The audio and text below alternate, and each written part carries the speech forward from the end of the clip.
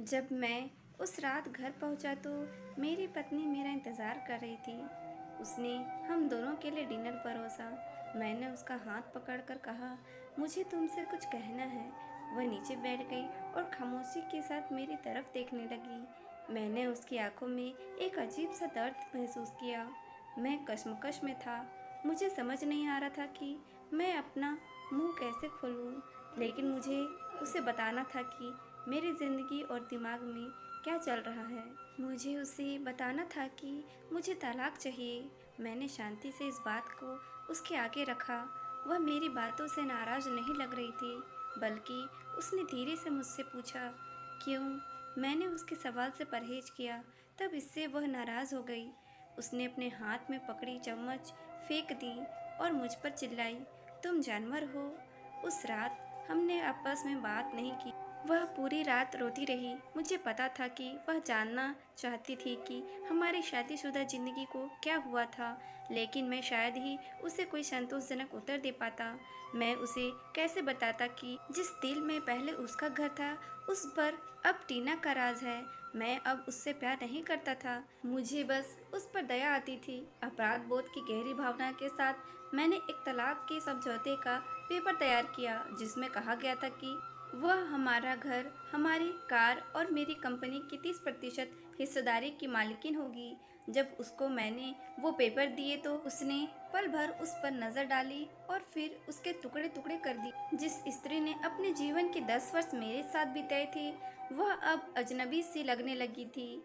मुझे उसके टाइम, संसाधनों और ऊर्जा जो उसने मुझ पर खर्च किया, उसके लिए खेद हुआ।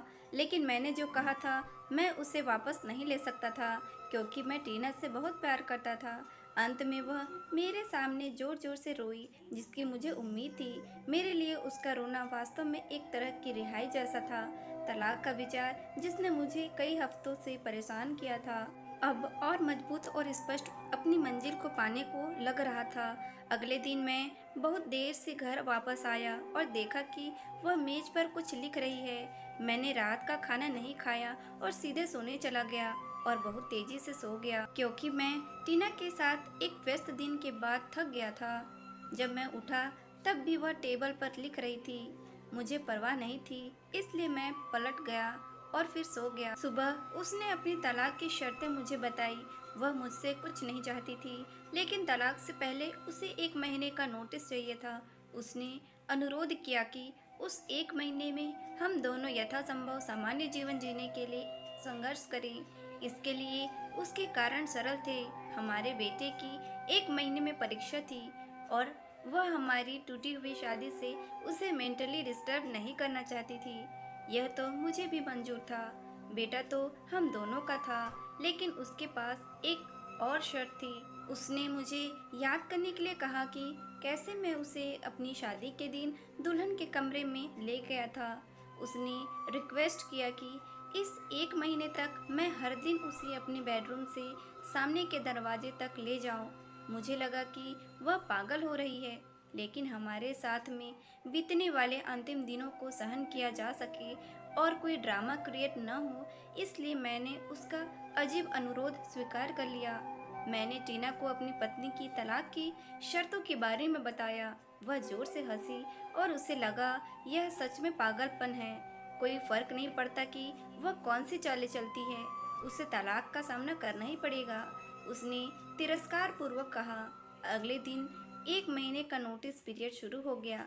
मेरे तलाक के इरादे को स्पष्ट से व्यक्त किए जाने से पहले से ही मेरी पत्नी और मेरे बीच कोई शारीरिक संपर्क नहीं रह गया था, इसलिए जब मैंने उसे पहले दिन गोद में उठाया तो हम दोनों को अजीब लगा।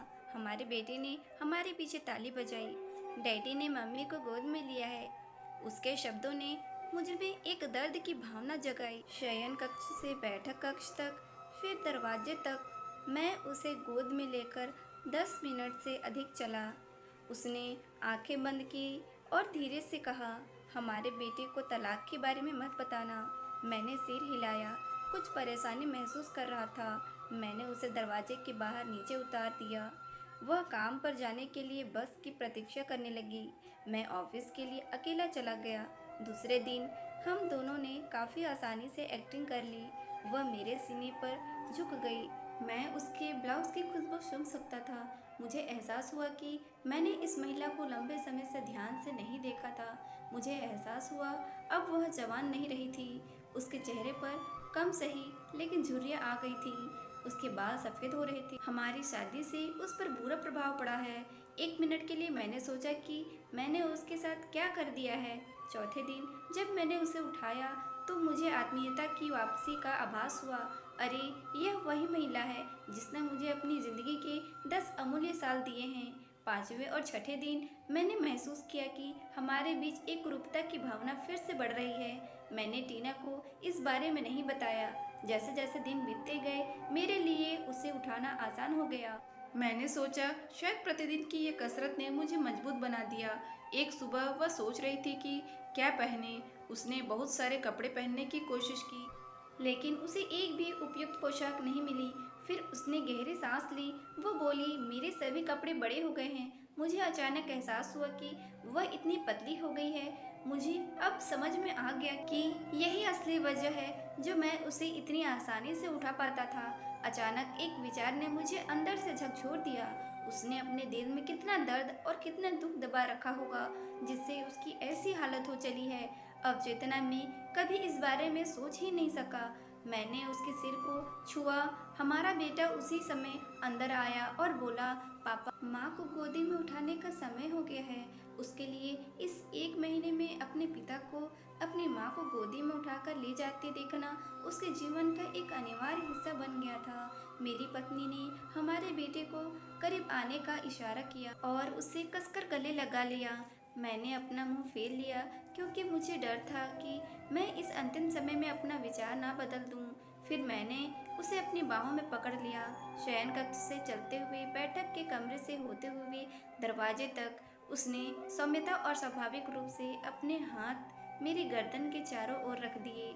मैंने उसके शरीर को कसकर पकड़ रखा था। यह हमारी शादी के दिन जैसा ही था लेकिन उसके बहुत ही कम वजन ने मुझे उदास कर दिया।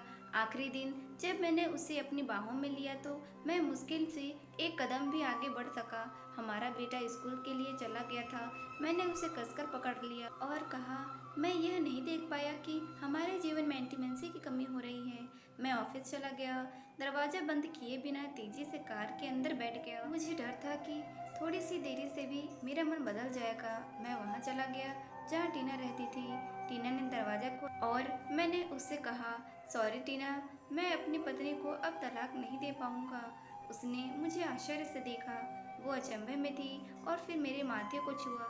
क्या तुमको बुखार है? उसने पूछा। मैंने अपने सिर से उसका हाथ हटा दिया। सॉरी टीना, मैंने कहा, मैं तलाक नहीं लूँगा। मेरा वैवाहिक जीवन शायद इसलिए उबाऊ था क्योंकि वह और मैं अपने जीवन के छोटे छोटे पलों को महत्व नहीं देते थे। इसलिए नहीं कि हम एक दूसरे से प्यार नहीं करते थे।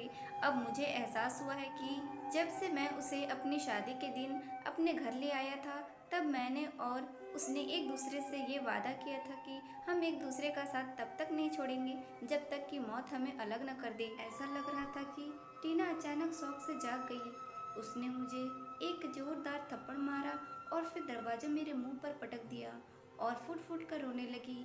मैं उसके घर से बाहर आया और अपने घर की ओर चल दिया। रास्ते में फूलों की दुकान पर मैंने अपनी पत्नी के लिए फूलों का गुलदस्ता लिया। सेल्स गर्ल्स ने मुझसे पूछा कि कार्ड पर क्या लिखूं। मैं मुस्कुराया और लिखा, मैं तुम्हें रोज उठाऊंगा जब तक मौत हमें अलग नहीं कर देती। उस शाम मैं घर पहुंचा, हाथों में फूल और चेहरे पर बड़ी सी मुस्कान लिए।